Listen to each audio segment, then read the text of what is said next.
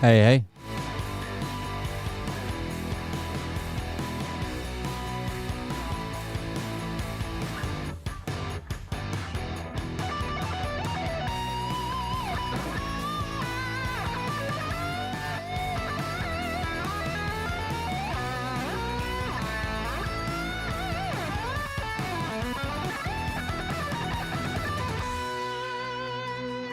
That is a messy job, floor tile.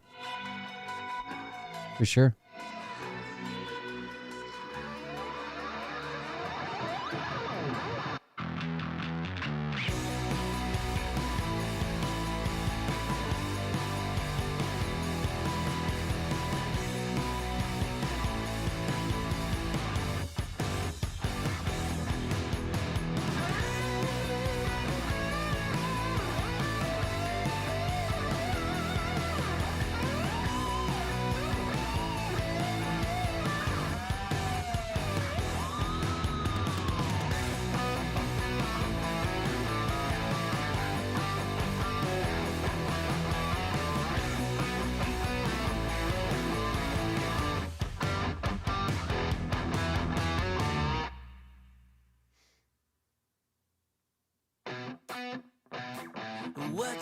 What you think about when you're born into a fire? Let them burn it out. Sell them to the richest buyer. They wanna let the world. They got our boy Comey. They tell us lies and fade away, fade away. We feel betrayed. We were raised to lose the race. Wake at the back of the pack, kill it anyway. Listen up now, because we're never dropping out. Beat the odds, beat the big house. The brains are bigger than the doubt. We've been thinking for ourselves, never let the truth fade away. This is bigger than ourselves, we won't let the world burn away. Burn away, we feel betrayed. We were raised to lose the race. Wake at the back of the pack, kill it anyway. To blame, haters face the world's mistakes. Wake at the back of the pack, kill it anyway.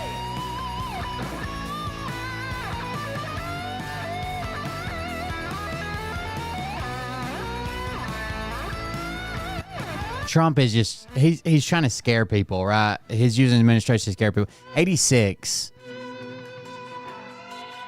can mean all kinds of things. I'm pretty sure when I looked it up, this has been a long time ago, but it was like from like bars and hospitality, I guess.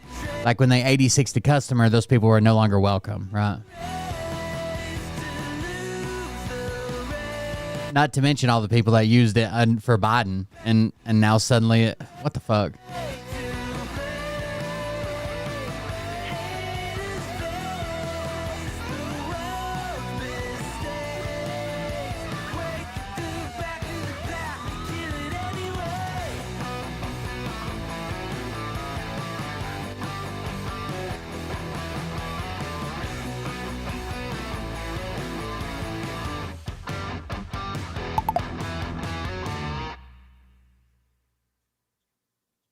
Oh shit.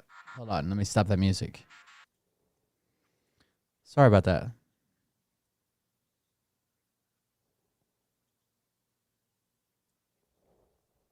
Here we go. Let's roll it.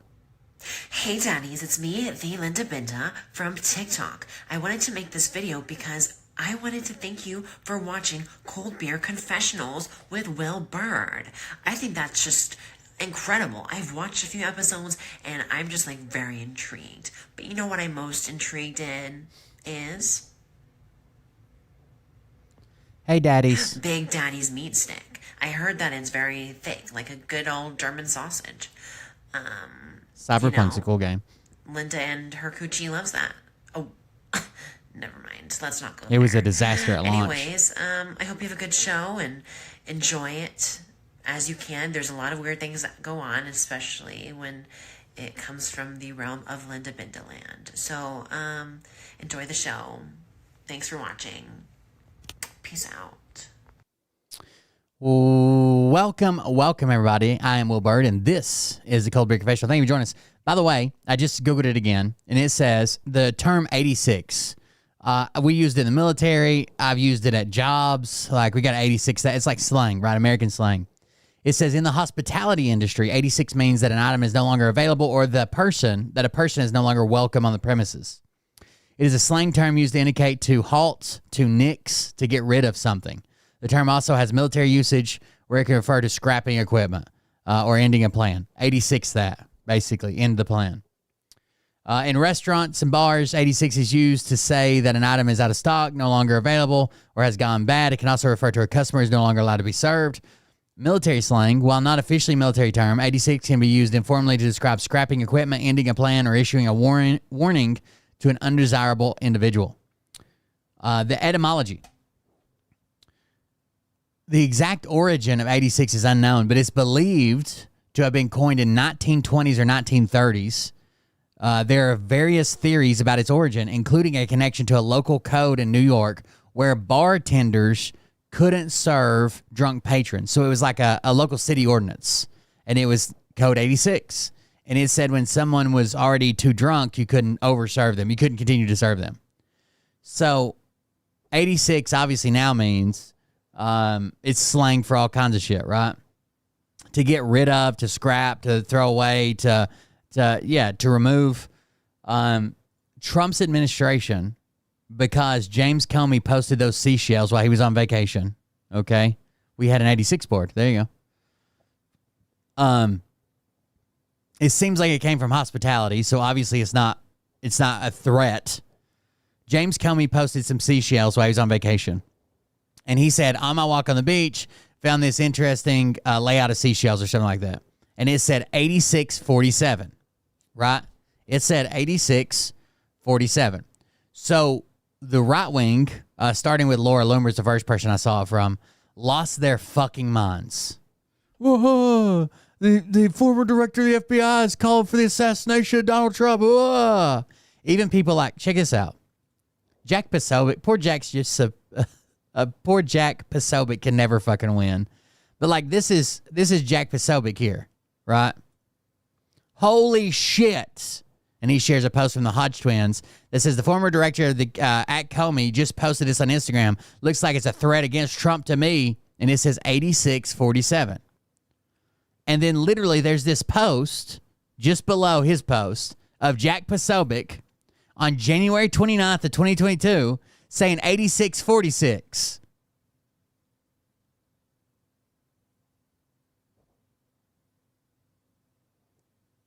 Like he says, holy shit, and he just did it 3 years ago. No one has ever taken the turn. I mean, like, I guess if you're like already getting ready, like you're ready to fight somebody with guns or whatever, and you're like, I'm gonna 86 your ass. I guess that would be a death threat, but just saying it is obviously not a death threat. So James Comey gets picked up by the Secret Service. James Comey gets picked up by the Secret Service and taken in for questioning. But that's not all. They actually went after influencers that reposted it. So check this out. This is, you guys know who the Krasensteins are? They're kind of annoying to me, but they were like Trump reply guys, okay? So every time Trump would, back in 2016, every time Trump would tweet, they would reply to him with something crazy, and they got a following off that. They were Trump reply guys. It's Ed and Brian, or so, they're twins, the Krasensteins. They got picked up, or Secret Service came over to talk to them. Check this out. So moments ago, the Trump administration just had the U.S. Secret Service come to my house. You might be wondering why. Because yesterday I made a post that said 8647, which means, if you look it up, get rid of Trump, as in impeach Donald Trump, as in 25th Amendment Donald Trump, as in vote Trump out of office. Why, you may ask? Because last night on the news, Donald Trump made the claim that 8647 means assassinate him, which it doesn't. I would absolutely never ever call for violence against anyone, let alone the President of the United States. So the Secret Service agents were extremely friendly. They were like, yeah, we understand. It's just something we have to do because Washington told us to. Washington told them to come give me a visit. That's what he said. Trump wants to be a dictator, and I will not be intimidated into not voicing my opinions or my dissent Oh, 187, like, yeah, murder. against him. That's like got to do with like California Penal Code or some shit. I've seen that before. When Biden was president, multiple large social media accounts on the right used the term 8646, meaning get rid of Biden. But now they want to create this new meaning in order to go after people who disagree with them. We're not going to become a dictatorship. Keep fighting back in a non-violent way. Holy shit! Some of that's crazy that he's sending Secret Service around. Some of them are selling merch. 8646, 8646. Why did you call for the assassinations to target our president and kill him back in 2022? Like, what the fuck is going on?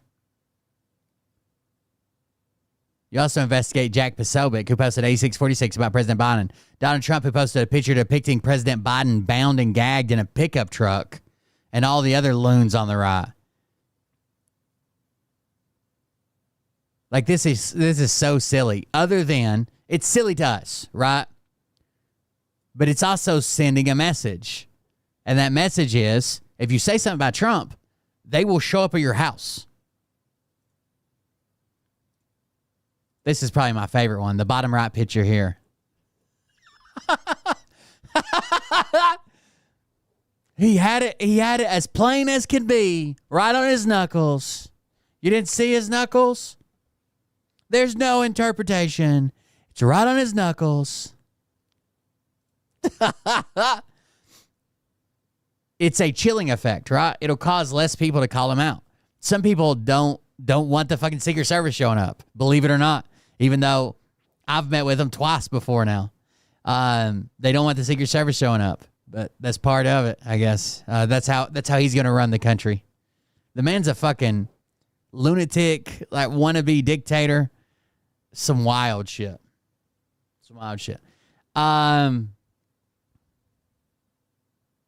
I don't think I have a good video for this, and I don't want to read it. That's going to take a while. So the Supreme Court sided with immigrants today. I don't know if you guys have heard it yet. It's probably been about 4 or 5 hours ago. These are the two groups of men that were labeled Tren de Aragua members, right? And they were in Texas in a holding facility.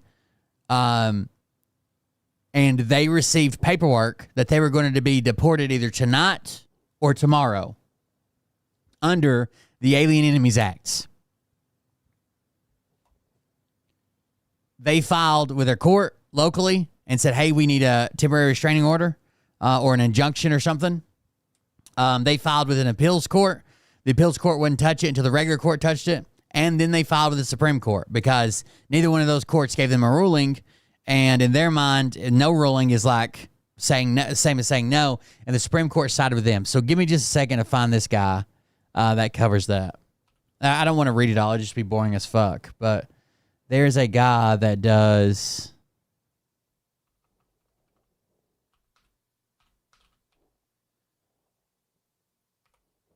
like civics 101, constitutional law and shit. Let's see if I can find him.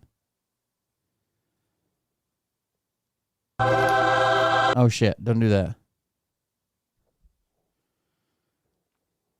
The only Justice Alito dissented, and his dissent was really weird. It was like they didn't wait long enough to file, even though they were about to be deported. They didn't really file the right paperwork appropriately. His dissent was so fucking weird. He was joined by one other on the dissent. But even all the rest of them were in agreement with the court that they have to have at least public notice, right? Let me see. It's probably one of my liked videos. It is. So let's go here. They have to at least have enough notice for habeas, right? They have to appear in front of a judge. You can't just deport them as quick as you fucking can, get rid of them because you don't like whatever, right? That's not a thing we can do. I have the full opinion. It'll just be boring to read, so we'll listen to a video instead.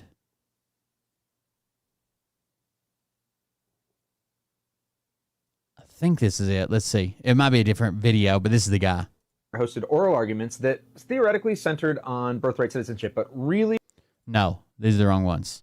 But it is that guy. Let me go to his account. ...centered on a much more procedural issue. The president... Brian DOC. Brian O. DC? Brian O? Anyways, further removals of that process, I think this is, yeah. Let's go here. The Supreme Court issued an opinion this afternoon per curiam related to several people who were being held in the District of Northern Texas related to the Alien Act. This was an application for an injunction, and it's a little bit funky, but I'm going to give you some of the information in it. First, let me run through the facts, because it's an interesting timeline. Also, just to be confusing, there seems to be two different cases here. One... By the way, they're basically getting yelled at by Alito for not, like, waiting long enough. But that's not their fault. That's not the petitioner's fault. That's Trump's fault, right? He was trying to get them out quick so he wouldn't have to deal with the courts. So if you're being told, like, hey, you're out of here tomorrow, you already know they deported people and claim they can't get them back, right? You know that's a thing that's happening. And the court's like, well, I don't know. We have to give 24 hours for this person to respond and 24 hours do this and 24 hours do that. Of course you're going to be filing paperwork like crazy, right? You don't have 3 days to wait. One related to two individuals and one that's a class action. And that class action may be creating some issues, especially related to the dissent. But I'm not going to address it because it kind of doesn't matter at the end. Basically, here's the really short version of the facts. These guys are all being held in North Texas. They're all accused of being members of the Tren de Aragua, the TDA, and are... To be fair, my personal opinion, they may be TDA gang members, Tren de Aragua gang members. If they are, awesome. We should probably get rid of those people, get them out of the country. But judge, right? We need to see some evidence. We need to see something. Right now, it seems like you can label any brown person with a tattoo as Tren de Aragua, and Trump thinks he can remove them before they can mount any defense whatsoever. Being held and are theoretically going to be removed under the Alien Enemies Act. They'd requested a temporary restraining order from the district court. I think this was in some sort of process, and they were given a notice of removal and told they would be removed, quote, tonight or tomorrow. And essentially what happens over the next few hours is this series of requests to the court that are increasingly emergent. Like, no, seriously, we are about to get kicked out of this country, and once we're gone, we are not going to be able to get in touch with the court ever again. Please deal with this right now. This is a really big emergency. And the court just kind of didn't respond. I will tell you that the dissent's reaction to this was... This is, the basis for this is the same reason that, like in Tennessee, you can go get a temporary restraining order, ex parte, meaning you're the only one there, right? Let's say that I get it against Mariah. They don't care about Mariah's side of the story. I go and tell them, it's so emergent. They only listen to my side of the story, right? They go and serve her. She has to get rid of her firearms. We live in the same house. She has to leave. We have to be separated because that's such an emergency situation. Pretty easy to get, pretty easy to put in place. Then we have to go to court within 7 days because if it's not valid, I'm violating her rights. So we got to go to court quickly for it. You got basically 7 days most of the time. Sometime within the next 7 days, you have to be in court. But it's there as a safety net, just in case. I may be telling the truth. I may be lying. We'll find out in 7 days, but at least it's trying to protect everybody involved until we can get to court. That it, quote, represented a very stark departure from what is usually regarded as acceptable practice. A stark departure from what is usually acceptable practice. I would say that 1,000% represents what they're doing with the Alien Enemies Act. In other words, they had already made their request. They should have just sat back and waited for a response, even though they were being told they were going to be deported in a couple of hours. Just wait. No matter what. You'll be fine. Which I think is a little ridiculous, but, whatever. That's opinion, which I generally try to avoid. So as things started to get heated and time started to get really short, they went to the Fifth Circuit Court of Appeals and said, hey, these guys aren't responding. Can we please treat this as though... So again, the local court wasn't responding to them, right? Their district court wasn't responding to their emergency situation, which the district court, what they wanted to do was file an emergency appeal, give the government 24 hours to respond, then set up arguments, then like a hearing with another 24 or 48 hours, and then give a ruling. They didn't have that much time. So they went to the Court of Appeals and said, hey, Court of Appeals, we can't get a response quick enough, basically. Can we just treat this as if they said no? Because even if they say yes, it'll probably be too late. So let's just treat it as if they said no to our temporary injunction, right? The Court of Appeals said no. So they went to the Supreme Court as well and said, Supreme Court, the Court of Appeals and the District Court are not going to be able to satisfy this issue quick enough. Can we treat it as if they say no, as if they said no? And the Supreme Court does. Oh, they've said no because we don't know what else to do. We're going to run out of time. And the Fifth Circuit said no. Until they say no, there's nothing we can do. So the plaintiffs also approached the Supreme Court with the same statement, and the Supreme Court said, yeah, we're going to treat this as though the district court said no. By not responding when you were in an emergency situation, they basically said no. And same with the Fifth Circuit. So here's the law as laid out by the Supreme Court. By the way, if you like the show, you like the content, want to support the show, do that at coldbeer.fund, coldbeer.fund. All the donation links are there. All my social media links are there. Follow me on all platforms, idiots. And then you can support the show if you want to. This opinion. So first, appellate courts have jurisdiction to review interlocutory orders that have the practical effect of refusing an injunction. So in other words, when they didn't respond to you and... Yes, he did say the evidence that they were going to be deported was sketchy. They just had people claiming that they were being told they were going to be deported within tonight or tomorrow. You were in an emergency, they basically denied you. And the appellate court should have taken the appeal. And we can take the appeal as the Supreme Court because everybody essentially denied you at that point. Thank you for the resubscription. Captain Falcon, thank you. District court's inaction in the face of extreme urgency and a high risk of serious, perhaps irreparable consequences may have the effect of refusing an injunction. So basically, by not responding to you when there were huge stakes, they essentially refused your injunction. And there's this whole question of whether the district court didn't respond for 42 minutes or whether they didn't respond for 14 hours. There were multiple requests that went in from these plaintiffs. They made different requests. And one of the complaints of the district court was, well, you only gave us 42 minutes to respond. But that was like their third request. And Alito mentions that in his dissent. They basically held the court hostage for 42 minutes. If they didn't respond, then they were going to come to us. But that was the third request for relief they had made. It was 42 minutes after their third request. It was 14 some hours after their first request. And so the Supreme Court's like, no. The district court's inaction, not for 42 minutes, but for 14 hours and 28 minutes, had the practical effect of refusing an injunction to the detainees facing an imminent threat of severe irreparable harm. Accordingly, we vacate the judgment of the Court of Appeals. So the Supreme Court, the way Alito says it, is the Supreme Court shouldn't do this because it's basically invalidating the lower court's jurisdiction, right? It's up to that lower court to rule on this. We're jumping ahead and doing this, and it's kind of like we're taking away their power, and that's not ours to take. But in extreme circumstances, I think it is, which is the way the rest of the court saw it. And here's the substantive law they cite. The Fifth Amendment entitles aliens to due process of law in the context of removal proceedings. That's key. That is extremely key. The Fifth Amendment gives aliens due process.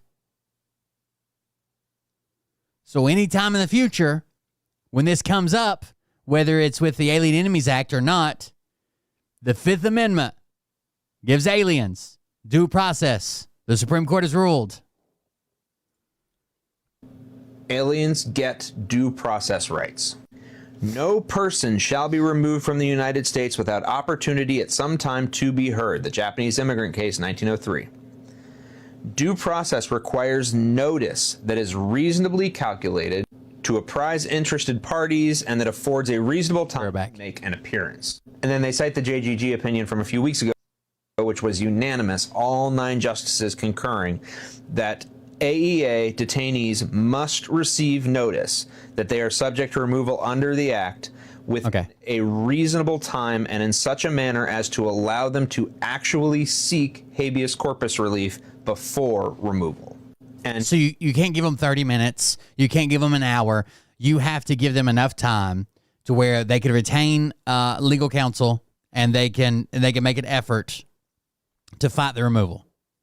The court defines that a little bit further. They say that a detainee must be given reasonable time and to be able to contact counsel, file a petition, and pursue appropriate relief. So saying that you're going to be removed tonight is not enough time. Here, the Supreme Court notes that the government does not dispute the timeline and that the government has represented that it's unable to, so far, to return Mr. Abrego Garcia. So Alito was basically bitching like, we don't even have, the evidence is kind of sketchy that they were going to be removed that night or the next morning. That's all they got is people saying it. But the government doesn't even dispute that that's what they were going to do. Right? The government's like, yeah, we're planning on removing them that night or the next morning. We weren't sure yet. So Alito's opinion is so fucking weird. His dissenting opinion. Which means that once somebody's removed, they may not be able to bring them back, which means these are very high stakes. The court says here, under these circumstances, notice roughly 24 hours before removal, devoid of information about how to exercise due process rights to contest that removal, surely does not pass muster. However, this court is not optimal, far removed from the circumstances on the ground to determine the precise process necessary to satisfy the Constitution in this case. So they remand the case back to the Fifth Circuit for that purpose. So they're sending it back to the circuit courts for actually deciding whether they should be removed or not, whether they're alien enemies, whether all that shit, right? What should they be removed? But they went ahead and said they do have due process. You've got to give them enough time to represent themselves, to face the court, to face these removal orders and fight them if that's what they're doing. You can't just say, okay, you're out of here. You're a terrorist because Trump said so. So, to be clear, they say we decide today only that the detainees are entitled to more notice than was given, and we grant the temporary injunctive relief to preserve our jurisdiction while the question of that notice is adjudicated. Then there's a whole question about the class action. And I think Trump's next loophole they'll try to give them a notice, but enough. They'll try to give them notice, but not enough notice, right? They'll try to give them a notice and say we gave due notice, but it won't be enough to actually get into the courts, to actually find a lawyer, get into the courts, petition the court, and fight these things. And we'll probably end up back here again. Lawsuit, but I think it's kind of irrelevant in the end. They say that because courts may issue temporary relief to a putative class, we don't need to decide whether a class needs to be certified in order to temporarily. This is just the class action part. Removing putative class members while the question of notice is adjudicated. So basically, members of the class, this applies to them too. They also point out, because there's all this talk about habeas now, we're skeptical of the self-defeating notion that the right to notice necessary to actually seek habeas corpus must itself be vindicated through individual habeas petitions, somehow by plaintiffs who have not received notice.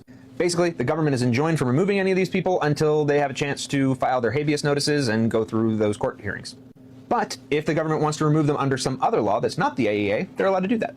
Now, Kavanaugh files a concurrence, and let me tell you what he says. Basically, he agrees. He points out. I think this is interesting. So Kavanaugh files a concurrence to agree with the court's opinion, but his one, we can actually go read it. That won't be as boring. His issue is we need to go ahead and address whether the Alien Enemies Act is even legal in the way it's being used, the way it could potentially be used. Yeah, okay. Judge Kavanaugh concurring. So he agrees with the court that you can't just run these people. They get due process. They need to have enough time to exercise that due process. You can't just get rid of them in the middle of the night like you've been trying to do. I understand and agree with the court's decision to grant temporary injunction. The injunction simply ensures that the judiciary can decide whether these Venezuelan detainees may be lawfully removed under the Alien Enemies Act before they are in fact removed, right? So they get to see a court to see if they should be removed before they're removed. The underlying legal question that the courts may need to decide before the removals occur include whether the Alien Enemies Act, as distinct from the ordinary removal process under Immigration and Nationality Act, so separate. We're not talking about just deportation. We're talking specifically about the Alien Enemies Act, authorizes the removal of these detainees. And if so, what notice is due before removal?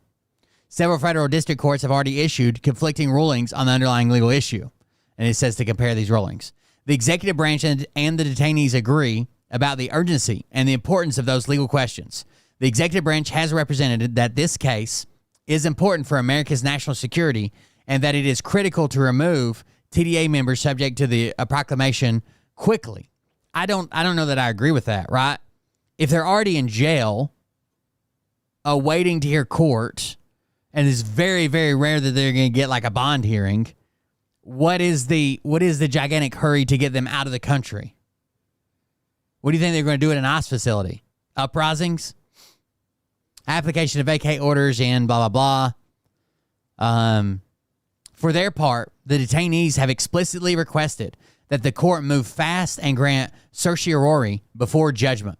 The circumstances call for a prompt and final resolution, which likely can be provided only by this court. At this juncture, I would prefer not to remand to the lower courts and further put off this court's final resolution of the critical legal issues. Rather, consistent with the executive branch's request for expedition, and as for the detainees themselves urge, I would grant certiorari, order prompt briefing, hold oral arguments soon thereafter, and then resolve the legal issues. That's all he said in his. And then Alito does his dissent.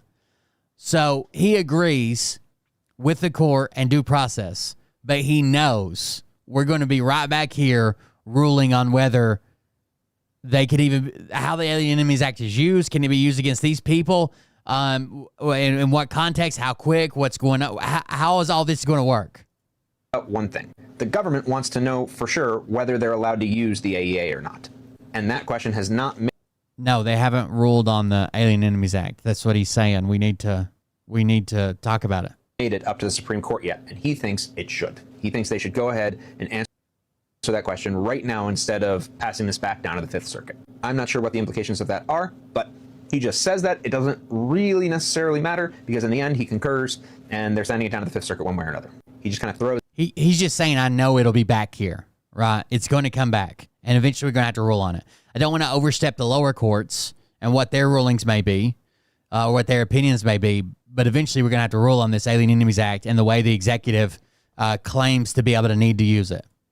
It was in there that he also thinks we should be answering that question today, and we're not. Alito's dissent is irrelevant, not that well written, and kind of... It was really snotty. I did not like it. Basically, Alito seems to be mad that they weren't more formal in their requests when they were being told they were about to be deported. Like, I don't know what else they were supposed to do, but that's Alito for you. He's a sweetheart. Okay, so that's it. And you can look it up. It should be on the Supreme Court's website. It doesn't have a... He also has another really good argument here. I've run into people that say this every time I bring up the 14th Amendment. So there's somebody in my comments that's like, you need to read the Federalist Papers and see what the framers of the Constitution thought about it.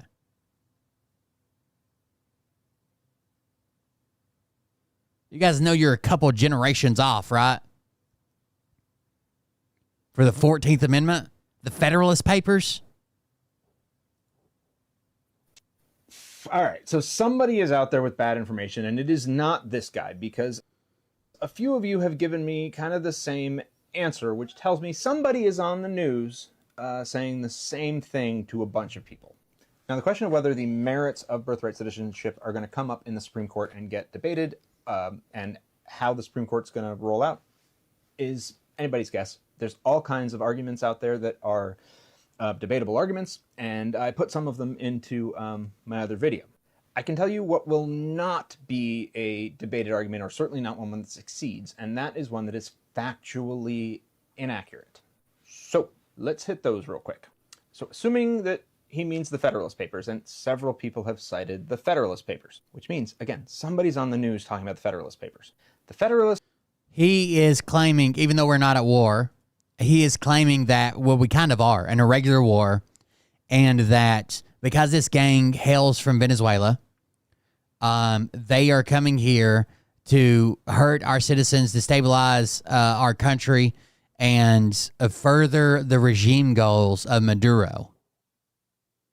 So their claim is that it's loosely directed by a foreign country. Those papers were written in 1788. That was back when the Constitution was being written, and soon after, the first 10 amendments were written. The 14th Amendment is not written and ratified until after the Civil Rights Act of 1866. That's almost 80 years later. So you're almost 100 years off from the Federalist Papers. The Federalist Papers in no way apply to the 14th Amendment. Now, we might talk about the people who wrote and voted on the 14th Amendment. We wouldn't use the word founders because, again, that was almost 80 years earlier. But once again, people are pushing the Senator Trumbull narrative, which was discussed in the Supreme Court oral argument the other day. Amy Coney Barrett, I think, responded to this. So basically, the government was already arguing that the guy who helped to write the 14th Amendment, his name was Trumbull. Okay, we don't need this video anymore. I'll just tell you about it. The guy who wrote the 14th Amendment, his name was Trumbull, and he was arguing, he was very, very worried about gypsies. Like uncomfortably worried, like there may be gypsies in the bush or in his house or in his closet, like very worried about gypsies. So when they were trying to pass the 14th Amendment, hold on just a second.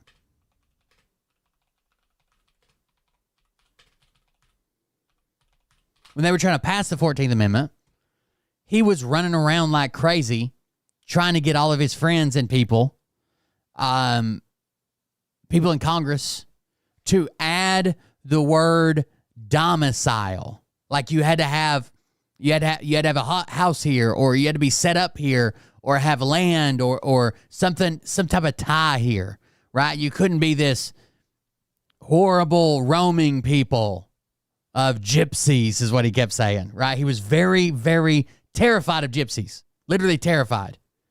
He was telling people that they would take over. We never get the country back. We've got to exclude these people. They're horrible. They never settle down, and they just wander around.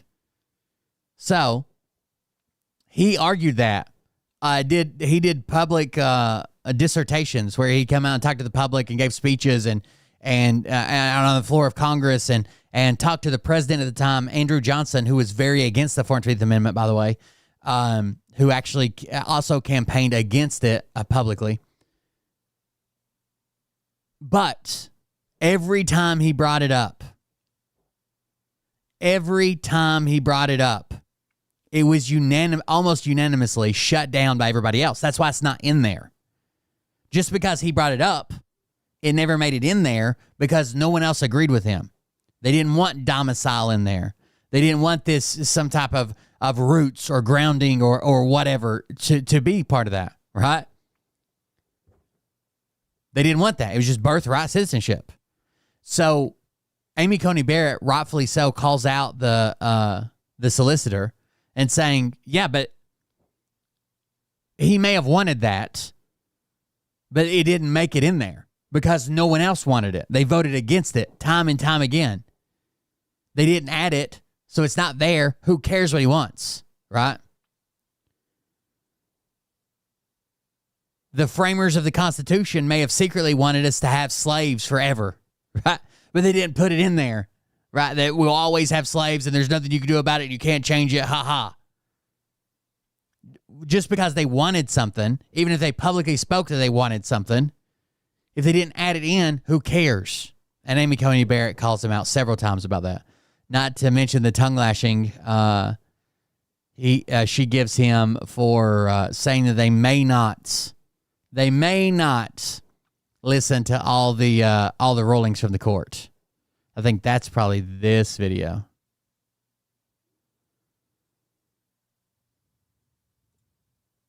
Today, the Supreme Court hosted oral arguments that theoretically centered on birthright citizenship, but really were centered on a much more procedural issue. The president keeps writing these executive orders, and they keep getting stopped by preliminary injunctions or temporary restraining orders in district courts. Now, I've gone through the test in detail for what has to go into a preliminary injunction. There's a lot of questions. I'm not going to go into it now, but it's not just something flippant where the judge decides, oh, I feel like doing this or I don't like that. Right. There is to meet this order, this injunctive order, it's like a super high bar, not to prove that it's going to happen, but it's likely that it'll happen and that it'll cause you some type of harm, right? Irreparable harm. If the court doesn't step in now and what you say is going to happen, we believe is likely to happen, and we don't step in right now, you are going to suffer harm that no matter how the case ultimately ends up, you cannot get that back. Being deported or murdered or, losing your business because someone, maybe someone's saying something about you that you claim is not true, or, losing your saying something about you. The judge might while we're doing it right, we need some type of relief here. Because even if he turns out he wins the case, you could destroy him or his business or, deport him or whatever before we could ever even hear the case. General idea is that if a case is going to take 6 months, a year, 2 years to get all the way through, the court can stop one side from doing whatever it's doing until the case has a chance to run its course. If whatever it's doing is going to cause some kind of major damage and stopping it is not going to cause some kind of major damage. And this has been a really fundamental part of what the district courts do. Andrew Johnson was so against the 14th Amendment, he didn't even end up signing the bill.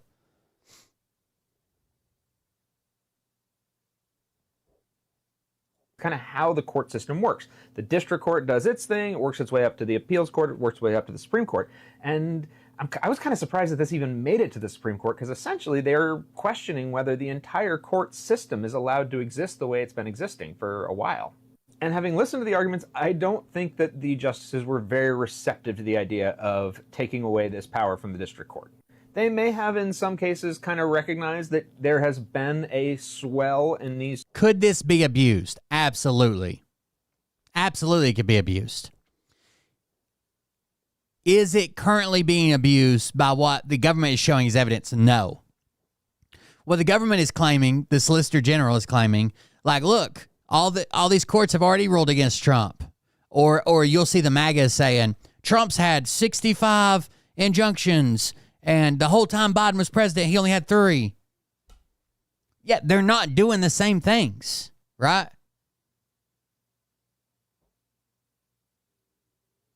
Imagine that I walk into a police training center, pull out a gun and just start shooting it and run around trying to shoot people.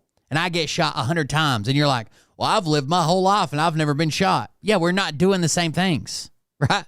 We're not living the same life. Sort of temporary restraining orders or preliminary injunctions over the past few years that tend to impact the entire government. But as Kavanaugh seemed to try to get out of the attorney... No, it's not, Bug Dude. There's liar. Probably a bigger... Pants on fire.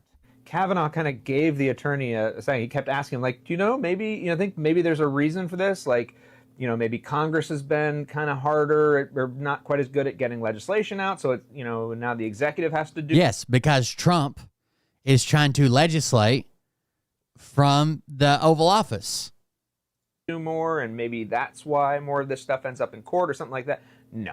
The attorney for the government just... They even tried to lead him on, the Solicitor General that's basically representing Trump.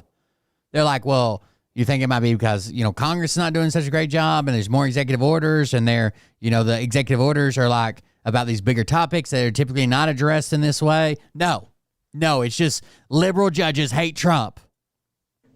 plain old threw this on the judiciary branch, the judicial branch, and was just like, nope, these are judges doing bad stuff. That was it, and that's all he would hear. And I kind of was amazed that they let him get away with saying that. Yes. Typically, the Supreme Court is a place where you should probably go and show some respect. I mean, I don't care because I don't agree with his side either way, so I hope he fucking loses. But it was like he wouldn't even engage with the ideas that they were kind of trying to bounce off of him, right? Like, at least show respect and say, well, you know, that might be the case, but we still have this issue of whether the blah, blah, blah. But he was just like, nope, it's just crazy liberal judges. Crazy liberal judges hate Trump. They shouldn't be allowed to do this. But the really important part came when Justice Kagan came in and just tore into this guy. She tore into this guy so hard that at the end, Justice Gorsuch got up and said, well, Justice Kagan just asked all of my questions better than I could have. Justice Gorsuch said that.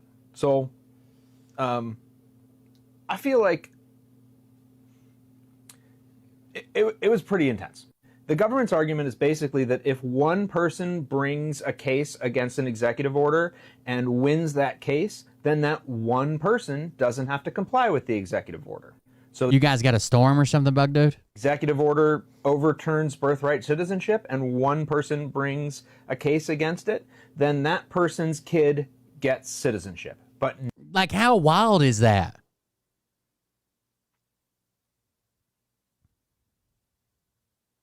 Imagine tomorrow, obviously this is hypothetical. Imagine tomorrow, Trump decides he doesn't like guns anymore and all guns are illegal. Turn them into the government. One person gets an emergency appearance in front of the court and they're like, no, this is unconstitutional. That person gets to keep his gun. But everybody else in America that would like that right restored would have to individually file a lawsuit against the federal government in federal court, right, your district court, and see that process through to have that right restored. That's insane. Nobody else does. Which, basically the government seemed to say that until it made its way all the way up to the Supreme Court, those individual district court cases weren't binding on anyone except for the person who brought the case, which is not the way the court has worked. And that was pretty much what Kagan said, because she was like, well, if you keep losing these cases, which she said is what's been happening, you just keep losing these cases time after time, you've lost them all. You're the one who has to appeal them for them to go up. The people who win aren't going to appeal them. So right. You lose them, what incentive do you have to appeal them? Because appealing them is just going to make this thing binding on everybody. So you want to appeal them. So they would never appeal. Okay, again, my scenario with the guns. Everybody loses their gun rights tomorrow. I go to the court, and the court rules that it's unconstitutional. I get to keep my gun. I can't appeal their decision. I won. The government shouldn't appeal that decision, because if they do, and it goes up to the appeals court, one of us could also appeal it and get it in front of the Supreme Court, and that would make it the law of the land. So there's no incentive for anybody to appeal that decision if the Supreme Court's the only ones that can make it the law of the land. That's insane. Which means basically only the people who individually file are going to get past this birthright citizenship thing, which means only the rich people who can afford to are going to get citizenship. The government's alternative option was to make everybody file class action lawsuits if they wanted this to apply more broadly. But the class action lawsuit issue also, he was not very clear about how it would apply and whether or not it would be acceptable and whether or not he would fight it anyway. So it really didn't... True, Donnie. I keep seeing people respond to this in the news media, and everybody seems to think it kind of was a mixed bag. I did not see a mixed bag. I saw Thomas predictably, taking the side of the executive branch. I saw Kavanaugh trying to find some way to get out of it. Roberts didn't really say a whole lot. Sotomayor, Jackson, and Kagan did their thing. And again, Kagan and Sotomayor were both dead on, and Kagan was amazing. And like I said, Gorsuch was like, whoa. And when Gorsuch was like, whoa, I kind of realized Gorsuch is probably on their side. And Coney Barrett was with them, I think. She was fighting pretty hard to go along with them as well. So I am I mean, you know, court can go any way it wants, but I would be surprised if this does not come out in against the administration. Yeah, a pretty conservative, traditionalist court, for sure. I would say about 30 minutes into the argument is when you'll hear. Anyways, that's good so far. The Supreme Court's actually doing their job, even though that fucking immunity ruling they gave to Trump is fucking wild to me. It seems like now they're doing their job.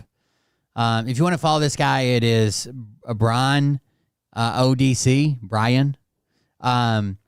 He is a constitutional lawyer, former prosecutor, teaches law and civics. He tries to keep his opinion out of it as much as possible, but you can see his opinion sometimes.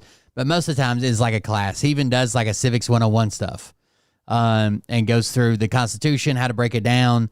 Yeah, all that stuff. You can check him out on TikTok. All right. I'm going to show you a video, and I want you to be as unbiased as possible. I know it's hard, okay? I know it's hard, but I want you to be as unbiased as possible. Oh, first, let's watch this, just because it's funny. Everyone was stronger, to a point where the next one's going to be, you know what, the N-word.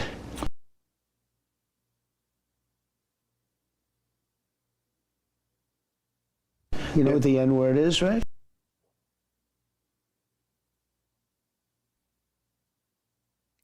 What? Everybody's stronger until you know what's next, the N-word. You know what the N-word is, right? Everyone was stronger, to a point where the next one's going to be, you know what, the N-word. You know what the N-word is? You know what the N-word is? You know what the N-word is? Do you know? What do you think Trump's N-word is? How out of touch do you have to be? The last person I saw this out of touch was Linus Tech Tips. There is a clip of Linus Tech. Let me show you. There's a clip of Linus Tech Tips that is so fucking funny, dude.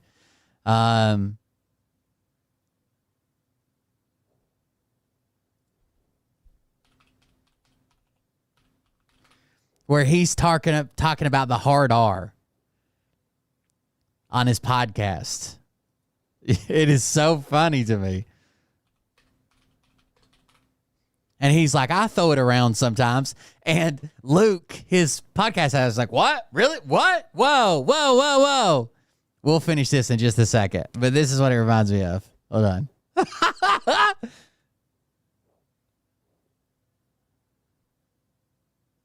I mean, it's been kind of eye-opening. I've just sort of randomly here and there picked up episodes of, you know, old shows that I hadn't watched in a long time from like the early 2000s, and just the casual the casual sort of gay humor, casual use of the hard R. Look at Luke. Oh, really? Oh, really?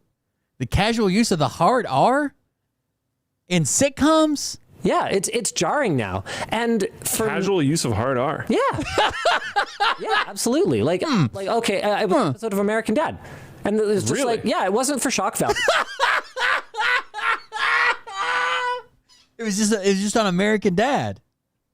Just on American Dad. It was just like used. Whoa. Right? Well, I mean, here's the thing, right? Whoa. That was in the 2000. Luke, you can still see Luke thinking it. Like, he's shaking his head, but he's thinking about it. Linus Tech Tips has went his whole life. Linus has went his whole life thinking the hard R means retard.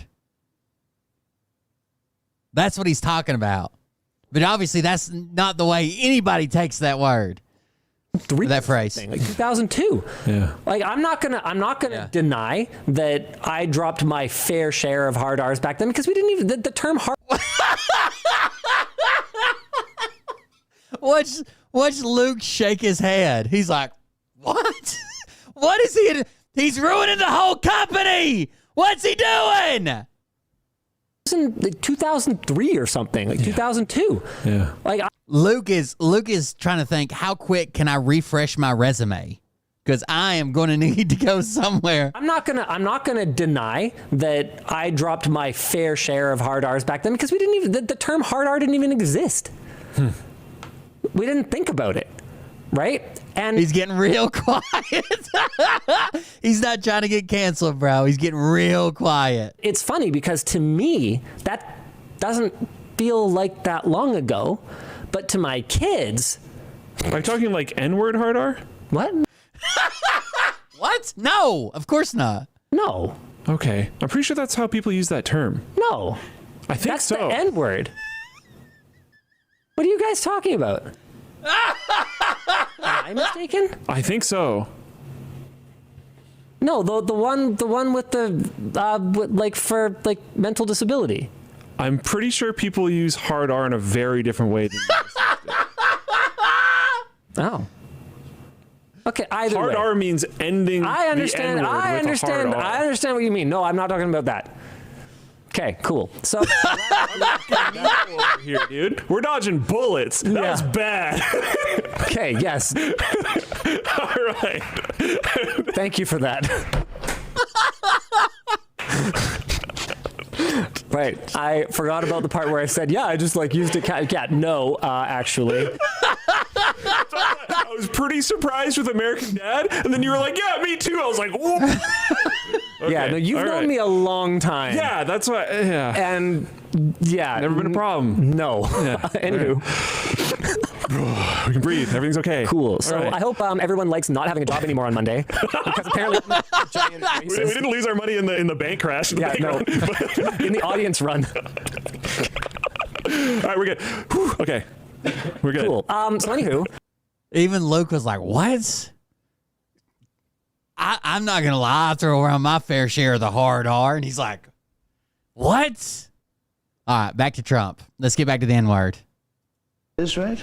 Nuclear. Everyone was stronger, to a point where the next one's going to be, you know what, the N-word. You know what the N-word is, right? Nuclear. Yeah. Thank you. What if he'd have just said it? When Trump said, you know what the N-word is, right? And he'd just been like, yeah, ninja. What if he'd just dropped it? Hard R. Hard R. The hardest Fox News R that there's ever been in public. I'm sure they do it all the time in private. Word. You know what the N-word is, right? Nuclear. Yeah. Thank you. Thank you for the clarification. I figured you'd Yeah. want to clean that up. No, it's the N-word. That's a very nasty word, right? In a lot of ways. The N-word used in a nuclear sense, that's the worst thing that can happen. And I think they were very close. The hatred was great. And I said, we're going to talk about trade. We're going to do a lot of trade. Don't forget, Iran wants to make a deal with us badly for a lot of reasons, but That's Trump's N-word. Trump's N-word, nuclear. Trump doesn't see color, okay? He just doesn't rent to colored folk. He doesn't even see it. He just has people write a C in the top of applications for his buildings so he doesn't have to see it. He doesn't see color because they're not allowed to buy rooms at his estates. The N-word is nuclear. There you go. Thank God we got to the bottom of that. Hard R on that nuclear, by the way. Okay, the next video I'm going to show you. I want you to kind of leave your biases behind, okay? I want you to put on rose-colored glasses. Look at this in the most generous way possible. And tell me, in the second half of this speech we're going to watch, that this man is competent to be running the country.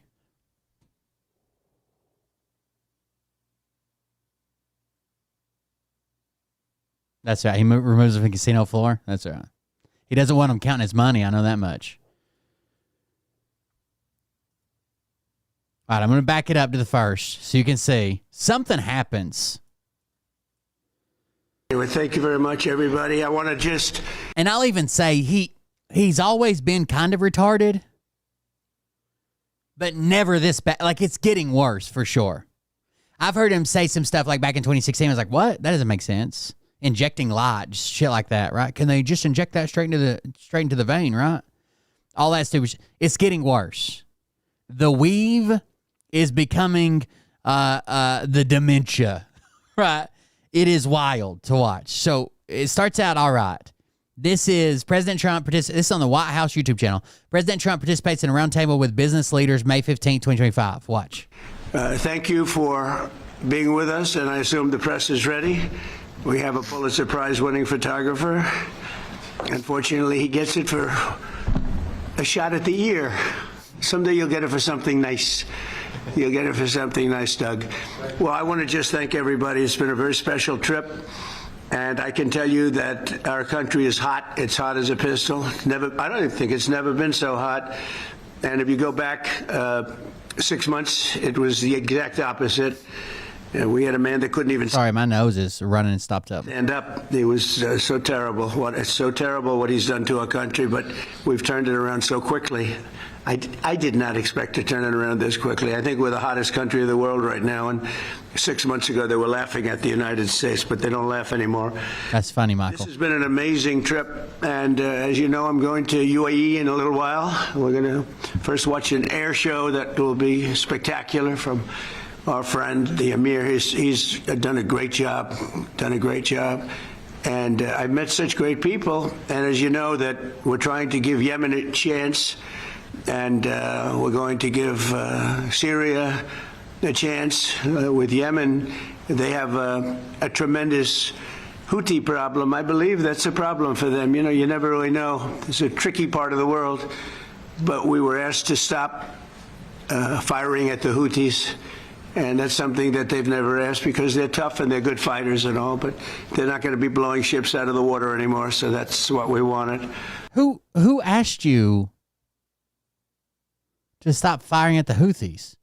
At the Houthis a chance, and we're going to give Syria a chance. With Yemen, they have a tremendous Houthi problem. I believe that's a problem for them. You know, you never really know. It's a tricky part of the world. But we were asked to stop firing at the Houthis. And that's something that they've never asked because they're tough and they're good fighters and all, but they're not going to be blowing ships out of the water anymore. So that's what we wanted. And we'll see how that works. But their emissaries were very, very strong on it. So that's a good thing for Yemen because they're trying to help themselves also. And we want them to get along with Saudi Arabia because that's been a big fight. And they dumped 2 planes into the ocean, right? The other, of course, is Syria. We took out the sanctions, and I didn't even realize it's been many, many years that they've had sanctions. And as you know, there was a very big change at the top. And I thought that we have to give them a chance. They really have no chance with the sanctions. They were very biting. They were top of the line. Nobody could even deal with them. You couldn't make a phone call to Syria. So we did that, and I met the new leader. By the way, the current leader in Syria, I probably fought in Iraq.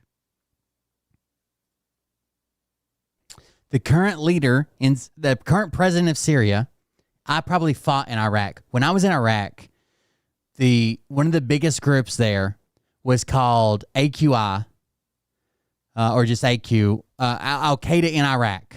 Okay. He fled from Syria to Iraq. Al-Shara, I think. Anyways, I can't remember how to say his name. But he fled to Iraq from Syria to Iraq just